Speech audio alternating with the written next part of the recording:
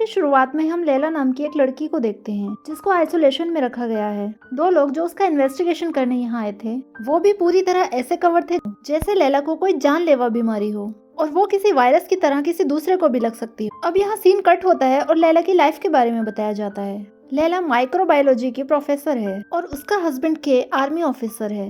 लगभग 1 साल हो चुका है और उसका हस्बैंड अभी तक वापस नहीं लौटा और लैला को लगने लगा था कि उसका हस्बैंड मर चुका है क्योंकि उसकी कोई खबर भी नहीं आई थी। अब इसी साल उसकी दोस्ती उसके एक कलीग से हो जाती है, लेकिन जल्दी उसे ये एहसास हो जाता है कि ये दोस्ती उसकी ठीक नहीं है, इसलिए उसने अब ये दोस्ती तोड़ने का फैसला कर लिया था। लेकिन तन्हाई अब उसे काटने लगी थी। उसके हस्बैंड की यादें उसे परेशान कर रही थी, इसलिए उसने अपने आप को डाइवर्ट करने के लिए घर के रेनोवेशन का काम शुरू करवा दिया। अब एक दिन अचानक से उसका हस्बैंड वापस आ जाता है और उसे देखकर लैला बहुत ज्यादा खुश थी। लेकिन एक अजीब बात भी थी कि केन कुछ नहीं बोल रहा था। अब लैला एक चेयर पर बिठाती है और उसे पानी देती है और पूछती है कि आखिर तुम इतने दिन कहाँ रहे और तुम्हारे साथ क्या हुआ था। लेकिन केन सिर्फ इतना ही जवाब देता है कि मुझे कुछ याद नहीं, और इतना कहने के बाद उसकी तबीयत बहुत ज्यादा खराब होने लगी और अब लैला उसे हॉस्पिटल ले जाती है। केन के मुंह से खून निकल रहा था। इससे पहले केन हॉस्पिटल पहुंचता और ये जान पाते कि केन को हुआ क्या था, इससे पहले ही कुछ गाड़ियां आकर उन्हें घेर लेती हैं और जबरदस्ती ये लोग केन और लैला को कहीं ले जाते हैं। अब लैला को जब होश आया तो वो हाईटेक फैसिलिटी के अंदर थी। उसके होश में आते ही उसके पास डॉक्टर वेंड्रेस आती है। उससे पूछती है कि केन जब घर आया तो क्या उसने तुम्हें बताया कि वो कहाँ था और उसके साथ क्या हुआ। लैला ये सुनकर शॉक्ड हो गई और उसको जवाब दिया कि वो तो बोला भी नहीं, उसने सिर्फ मुझे इतना बताया कि उसे कुछ याद नहीं है। और फिर उसकी तबीयत खराब हो गई। अब वो पूछती है कि केन आखिर है कहाँ। अब डॉक्टर विंड्रेस उसे केन के पास ले जाती है। हाईटेक फैसिलिटी होने के बावजूद भी केन की हालत खराब थी। ऐसा क्या हुआ था उसे? लैला जब ये सवाल डॉक्टर से करती है तब डॉक्टर विंड्रेस उसे अपने ऑफिस लेकर जाती है, जहाँ की विंडो से एक रंगीन अजीब दुनिया दिखाई दे रही थी। ये जगह देखकर लैला बहुत ज्यादा हैरान थी और पूछती है कि आखिर ये कौन सी जगह है और ये क्या चीज है। डॉक्टर विंटर्स बताती है कि इसे शिमर कहते हैं। ये कहाँ से आया, कैसे बना और इसके अंदर क्या है, ये सही से किसी को भी नहीं मालूम है। सबने अपनी अपनी ही कहानियां बनाई हैं, लेकिन जो सबको पता है वो ये कि आज से लगभग 3 साल पहले एक मेट्रॉइड यहाँ की लाइट हाउस से टकरा गया और उसके बाद इस लाइट हाउस के इर्द गिर्द ये शिमर बनने लगा। बहुत से लोग इस शिमर के अंदर भी गए इसकी हकीकत को जानने के लिए, लेकिन आज तक कोई भी बचकर वापस नहीं आया सिवाय केन के। लेकिन केन ने भी बाहर आकर कुछ नहीं बताया कि आखिर उसने अंदर क्या देखा। डॉक्टर लैला को ये भी बताती है कि अब वो और 4 लड़कियां उस शिमर के अंदर जाने का फैसला कर रही हैं ताकि वो जान पाएं कि आखिर वहां पर है क्या। उसकी ये बात सुनने के बाद लैला सोच में पड़ जाती है। अब कई दिन ये लोग यहीं पर गुजारते हैं। लैला उन लोगों के साथ रहकर जान पाती है कि उस शिमर के बारे में लोगों ने 2 थ्योरीज बनाई हुई हैं। एक थ्योरी ये थी कि ये शिमर पानी और धूप का सिर्फ रिफ्लेक्शन है, जैसे रेनबो होती है, और उसके अंदर जाने वाले लोगों ने भी शायद अपनी मर्जी से ही जान ली होगी। जबकि कुछ लोगों का मानना था कि उसके अंदर जाने वाले लोग शायद बाहर आने का रास्ता भूल गए होंगे और ऐसे हालातों में शायद उन्होंने एक दूसरे को ही मार दिया हो। खैर जो भी था, ये तो अंदर जाकर ही पता चलेगा।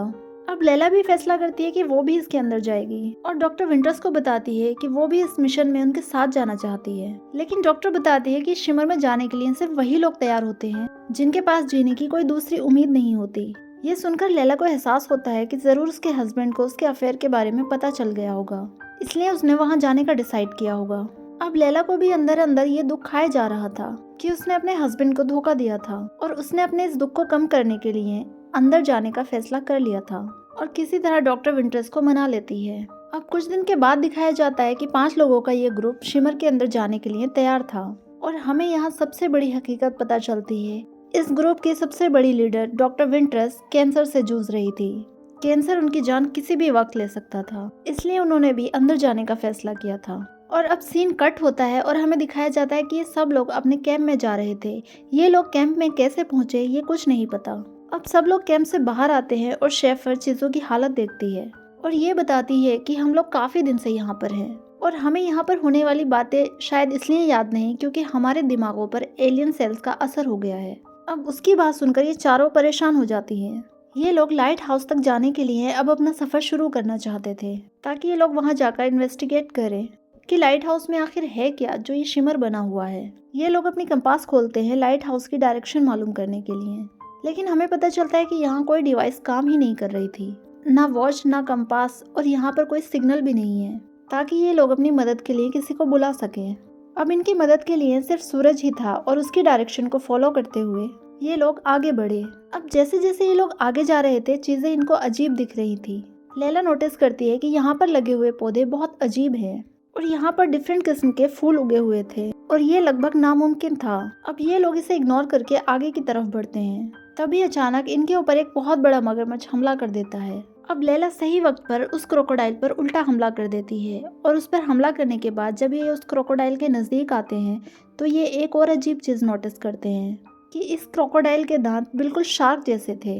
लैला समझ गई कि क्रोकोडाइल का डीएनए म्यूटेट हुआ है जिसकी वजह से उसके कई बॉडी पार्ट शार्क जैसे हैं। लेकिन ये कैसे पॉसिबल हो सकता था? अब इस चीज को भी इग्नोर करते हुए जब ये आगे बढ़ते हैं तो इन्हें और ज्यादा हैरान कर देने वाली चीजें दिखाई देती हैं कि वहाँ पर एक बारहसिंगा थी जिसकी सींग की जगह पौधे थे। तब ये लोग सोचने लगे कि ये कैसे मुमकिन है कि एक प्लांट और एक एनिमल का डीएनए इंटरलिंक हो गया हो। लैला जिसने माइक्रोबायोलॉजी पढ़ी हुई थी, इन सब चीजों पर उसके लिए यकीन करना मुश्किल हो रहा था। खैर अब ये लोग और आगे बढ़ते हैं। अब आगे इन्हें एक बिल्डिंग दिखाई देती है।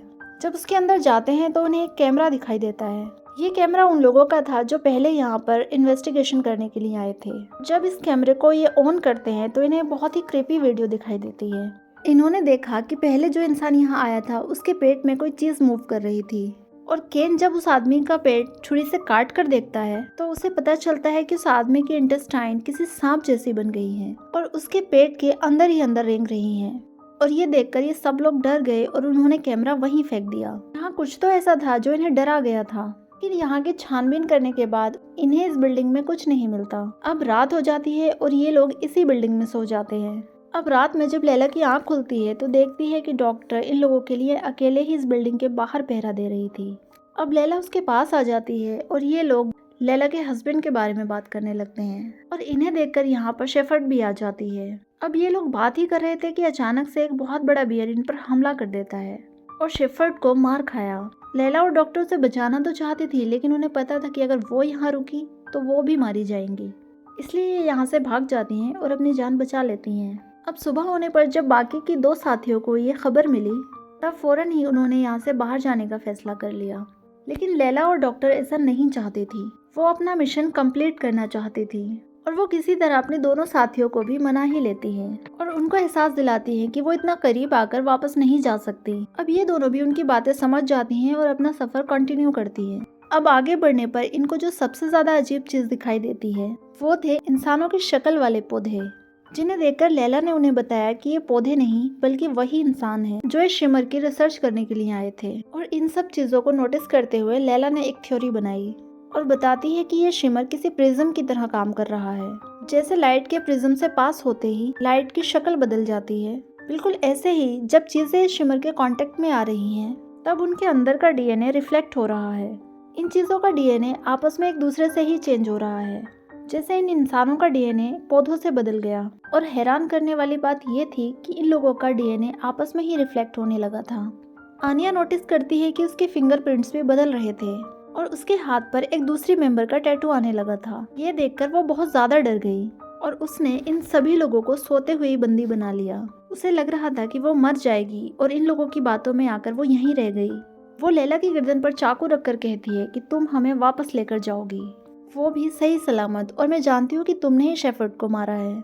इससे पहले लैला कुछ बोलती आनिया को शेफर्ड की आवाज आती है जो मर चुकी थी। अब उसकी आवाज सुन के वो जल्दी से नीचे जाती है, लेकिन यहाँ पर वही भालू था जिसने शेफर्ड को मारा था और उसने तुरंत हमला करके आनिया को भी मार डाला। और यहाँ पर लैला और डॉक्टर ये समझ पाए कि जरूर जब भालू ने शेफर्ड के ऊपर हमला किया होगा तो तभी इन दोनों का डीएनए मिक्स हो गया होगा, इसीलिए वो बियर शेफर्ड की तरह बोल पा रहा था। अभी ये लोग ये सब सोच ही रहे थे कि बियर इनके करीब भी आ गया और इन पर हमला करने ही वाला था कि तभी इनकी तीसरी साथी ने उस बियर के ऊपर गोली चलाकर उसे मार डाला। डॉक्टर विंटर्स देखती है कि उनकी बॉडी के अंदर भी बहुत सारे चेंजेस आ रहे हैं और इससे पहले वो भी म्यूटेट हो जाए वो फैसला करती है कि वो अकेले ही उस लाइट हाउस तक बढ़ेगी और इस पहेली को सुलझा ही देगी कि आखिर उस लाइट हाउस में ऐसा है क्या जो ये सब बदलाव हो रहे हैं। उनके यहाँ से जाने के बाद लैला और दूसरे साथी यहाँ अकेले रह गए। ये लोग लैला के हस्बैंड के बारे में बातें करने लगे थे जो यहाँ से जिंदा सलामत वापस गया था। बातें करते हुए लैला के साथी ने नोटिस किया कि उसके हाथ में भी पत्तियां उग रही हैं, यानी उसका डीएनए म्यूटेट हो चुका है। अब कुछ ही टाइम में वो पूरा पौधा बन जाएगी। अब लैला अकेली रह गई थी और वो भी लाइट हाउस तक जाने का फैसला करती है। अब जैसे ही वो एक जगह पर पहुंचती है तो हैरान कर देने वाली बात ये थी, वहाँ के सभी पौधे बड़े बड़े खूबसूरत क्रिस्टल में बदल चुके थे, क्योंकि पानी और पौधों का डीएनए मिक्स हो चुका था। ये देखते हुए वो आगे लाइट हाउस के अंदर भी आ गई। यहाँ पर उसे काफी ज्यादा चेंजेस तो नजर नहीं आ रहे थे, लेकिन हाँ, उसे एक कैमरा मिलता है। उसके सामने एक लाश भी पड़ी थी। उस कैमरे की फुटेज चेक करते हुए उसे पता चलता है कि सामने पड़ी हुई लाश किसी और की नहीं बल्कि उसके हस्बैंड की है। तो इसका मतलब जो उससे मिलने आया था वो असली केन नहीं था। लैला को कुछ समझ नहीं आता। अब वहाँ उसे एक हॉल दिखता है जिसके अंदर वो चली जाती है। दरअसल ये एक मेट्रॉइड था जिसके अंदर ये हॉल बना हुआ था और इसके अंदर डॉक्टर विंटर्स भी थी, जो बहुत घबराई हुई थी। वो लैला को बताती है कि ये शिमर एक ब्लैक होल की तरह है जो आने वाले दिनों में इस पूरी दुनिया को ही अपने अंदर निगल जाएगा। इससे कोई बच पाएगा भी या नहीं, ये कहते हुए वो भी एकदम लाइट क्लाउड्स में बदल जाती है और वो क्लाउड एक रोशनी में बदल जाता है जिसके अंदर एक और होल बन जाता है। और ये होल एक ब्लैक होल की तरह था जिसके अंदर जख्मी लैला के खून के कुछ बूंदें गिर गईं और खून के उस लाइट में गिरते ही वो लाइट एक ह्यूमनॉइड में चेंज हो गई जिसका कोई फेस नहीं था। इसे देखकर लैला डर गई और तुरंत ही उस हॉल से बाहर निकल आई और उसने देखा वो ह्यूमनॉइड भी उसके पीछे पीछे आ रहा था और वो उससे बचने के लिए जैसे भागी, उसने नोटिस किया कि ये ह्यूमनॉइड तो उसके जैसे ही हरकतें कर रहा है। लैला समझ गई क्योंकि ये उसके ब्लड से बना है, इसलिए वो उसके जैसे ही हरकतें कर रहा है। उसके अंदर इसका डीएनए है। लैला उसे चकमा देकर जैसे ही यहाँ से भागने की कोशिश करती है, लेकिन भागकर ये ह्यूमनॉइड उसे पीछे से पकड़ लेता है।